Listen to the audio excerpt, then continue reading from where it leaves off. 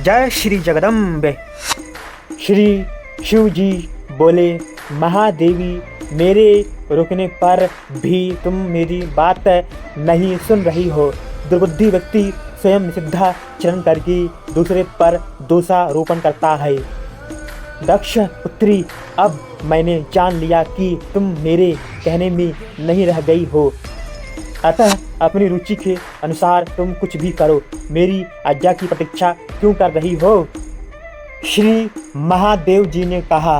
नारद तब महेश्वर के ऐसा कहने पर क्रोध के मारे लाल लाल आंखों वाली वे दक्ष पुत्री सती क्षण भर के लिए सोचने लगी कि इन शंकर ने पहले तो मुझे पति रूप में प्राप्त हेतु प्रार्थना की थी और फिर मुझे पा लेने के बाद अब ये मेरा अपमान कर रहे हैं, इसलिए अब मैं इन्हें अपना प्रभाव दिखाती हूँ।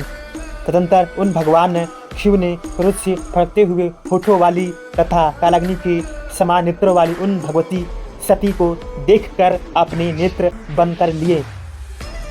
भयानक दाढ़ों से युक्त मुख वाली भगवती ने सहसा उस समय अट्ठास किया, जिसे सुनकर महादेव विमूढ़ के समान भयाक्रांत हो गए। बड़ी कठिनाइयों से आंखों को खोलकर उन्होंने भगवती के भयानक रूपों को देखा। नारद उनके द्वारा इस प्रकार देखी जाने पर उन भगवती ने सहसा अपने स्वर्णिम वस्त्रों को त्याग करके वृद्धावस्था के समान कांति को धारण कर लिया। इस प्रकार अपने देश से दीप्तिमान एवं भयानक रूप धारण करके देवी सती घोर गर्जना के साथ अट्ठास करती हुई उन शंभू के समक्ष उठकर सहसा खड़ी हुई। तब उन सती को इस प्रकार का विचित्र कार्य करती हुई देखकर भगवान शिव ने चित्त से धैर्य का परित्याग कर भय के मारे भागने का निश्चय किया और वे विमूढ़ की भांति सभी दिशाओं में इधर उधर भागने लगे। अत्यंत वेग से भागते हुए वे शिव जी जिस जिस दिशाओं में जाते थे उस दिशाओं में उन्हीं भयानक भगवती को देखते थे और फिर भय से व्याकुल होकर अन्य दिशाओं में भागने लगते थे।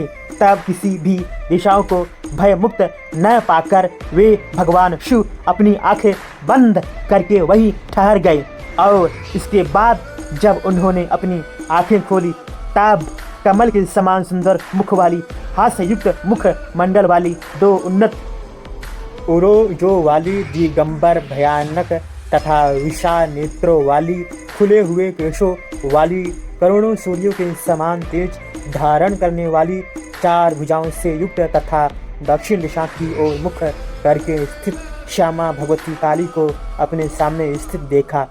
इस प्रकार उन भगवती को देखकर अत्यंत डरे डरे से भगवान शिव बोले, श्याम वर्ण वाली आप कौन हैं और मेरी प्रिय प्राण प्रिया सती कहाँ चली गई?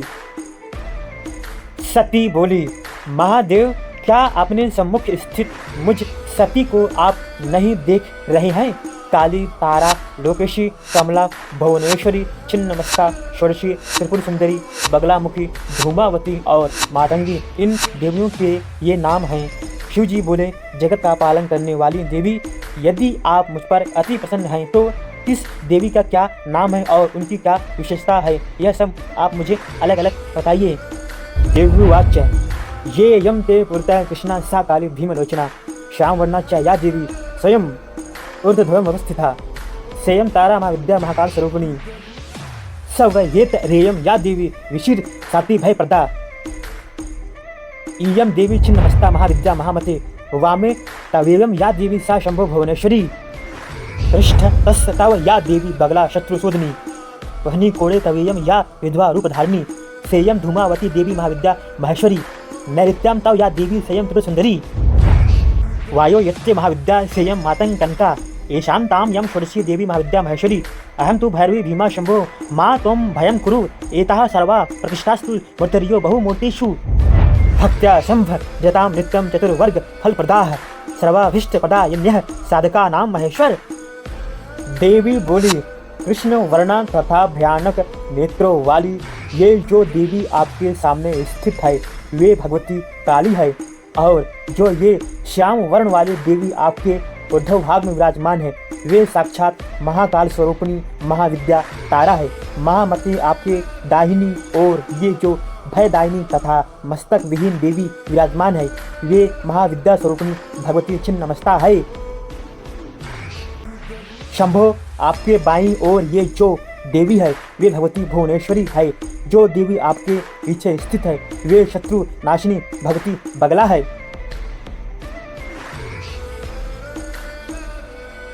विधवा का रूप धारण की हुई ये जो देवी आपके अग्निकोण में विराजमान है, वे भगवती महाविद्या स्वरूपिणी महेश्वरी धूमावती है।